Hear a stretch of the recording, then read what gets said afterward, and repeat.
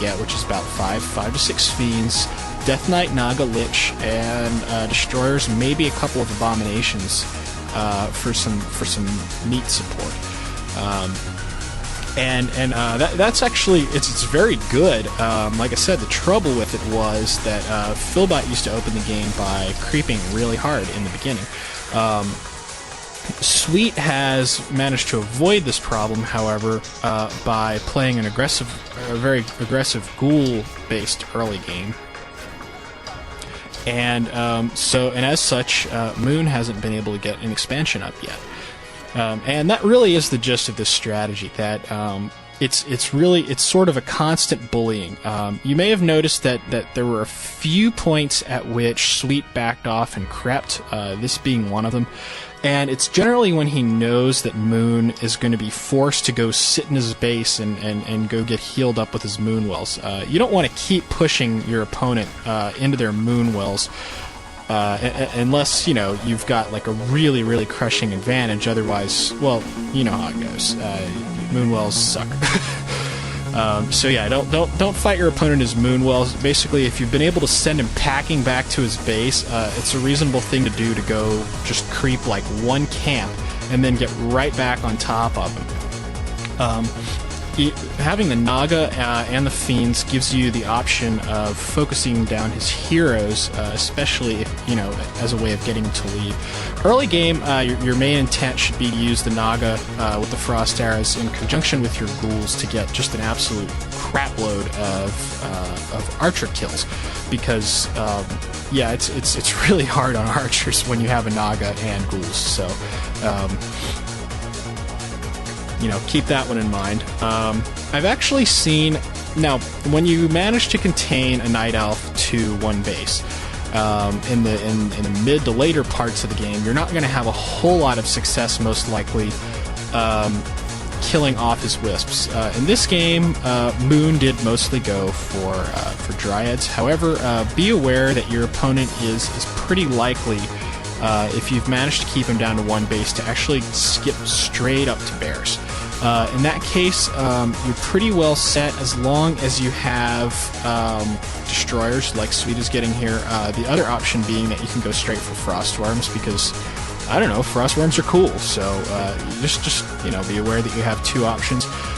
Especially if you're kind of in a hurry to get like a good counter and he has a lot of bears, sometimes Frostworms can be a better idea, because if you're trying to do it on reaction, it takes you a little while to get the destroyers up and get destroyer research ready and things like that. Moon is basically at this point beat. This is, I know, a pretty short game. He's going to make a pretty desperate push into Sweet's base. Sweet is going to town portal in on top of him, and Moon is going to realize very quickly that he has no chance of getting out of that alive. So, as you see, one of the nice things about this strategy is it seems to give some pretty damn quick wins against Night Elf, especially on a map like Twisted Meadows, where if you take the conventional approach and you go Gargs and you start taking island expansions, God, the game can just drag on forever. So it's pretty fun to go for a quick kill in this case. As far as Night Elf players not getting annihilated by this, I'm not really sure what they need to do. You may see Beastmaster and Dark Ranger becoming less popular as a result of this. The other thing they can do probably is just get like a crap load of archers. Moon was playing with about 5 or 6 there. Get so many that even with the Naga, that his ghouls are getting focused down too fast and he has to back off. That's one possible option in response to this. But I think... ultimately, it ends up being very good for the undead, because I think this will probably force Night Elves to play a little bit more conservatively in the early game, which means if you decide to go for the Garg strategy, you'll be better off, because he won't be necessarily as prepared for that. So it's nice to have a little bit of a rock, paper, scissors that we can now play with the Night Elf players. So I hope you guys have enjoyed this one. I'll go ahead and give like a little recap. The gist of it is that you go for your typical like early Death Knight harass combined with multitask ghoul creeping, so you get level 2 on Death Knight. Then you start playing aggressively with your ghouls, and you get a Naga the instant that you hit tier 2. This is a good choice against Blade Master and Dark Ranger. Not a good choice against Warden, and we'll say questionable against the Demon Hunter. And you basically use the Naga with the Frost Arrows to either focus down his heroes and kill his archers off. This creates a situation where he can't really fight with you, so he doesn't have a very good way of expanding. You're basically able to bully him and contain him out of expanding. Or you can cancel his Ancients of Lore while he's trying to build them and basically keep him stuck with archers or huntresses or whatever tier 1 units he can build.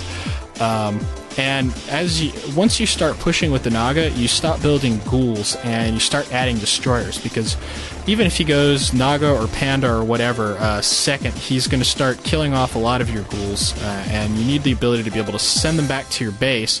But you have the Fiends coming as reinforcement, and you can continue to push him and basically keep him under your thumb for the entire game, just about. I've seen 2 versions of this. I've actually seen people go for 2 crypts, and I think in that game Sweet went for 1 crypt. I think the 1 crypt version is a bit smarter, because you don't really need that many fiends to keep this working.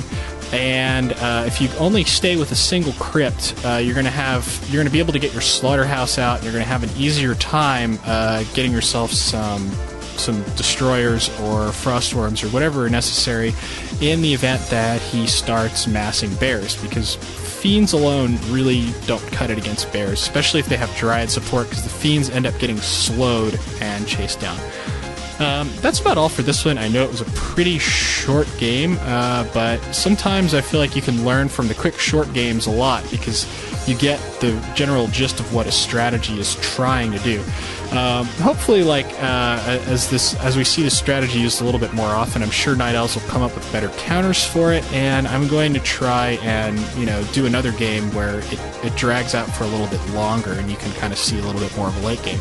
Hey guys, hope you guys have enjoyed this one, and I'm done.